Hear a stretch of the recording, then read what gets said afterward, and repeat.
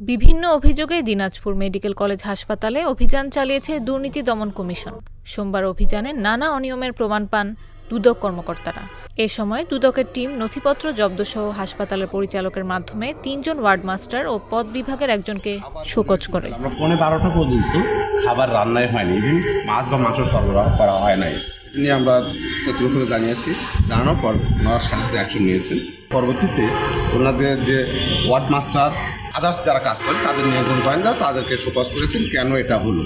Dinajpur medical college হাসপাতালের দুর্নীতি নিয়ে একাধিক অভিযোগ দুদকের কাছে জমা হয়। এসব অভিযোগের পরিপ্রেক্ষিতে দুদক দিনাজপুর জেলা কার্যালয়ের উপপরিচালক মোহাম্মদ আতাউর রহমান সরকারের নেতৃত্বে দুদকের একটি টিম অভিযান চালায়। দেখতে পাই বাথরুম এবং বেশ কিছু করিডোরে এ প্রেক্ষিতে ওনারা ব্যবস্থা নেওয়ার আশ্বাস দেন এবং আর কমন এক্সটেনশন ও আইসিইউর রুম নির্মাণের যে অনিয়মের ক্ষেত্রে আমরা রেকর্ডপত্র সংগ্রহ করেছি এবং আমাদের প্রায় যে অভিযোগ করেছিল সেটা হলে সরবরাহ করা হয় না।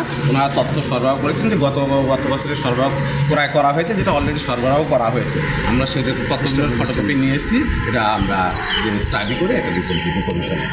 তিনি বলেন, দুপুর 1:15 পর্যন্ত আমরা হাসপাতালের রন্ধনশালায় খাবারের কোনো সামগ্রী আসতে বা রান্না করতে দেখিনি, যাতে প্রমাণ হয় রোগীদের সঠিক সময়ে খাবার সরবরাহ করা হয় না। দিনাজপুর মেডিকেল কলেজ হাসপাতালের পরিচালক ডাক্তার এটিএম নুরুজ্জামান দুদকের অভিযানের বিষয়টি নিশ্চিত করেন।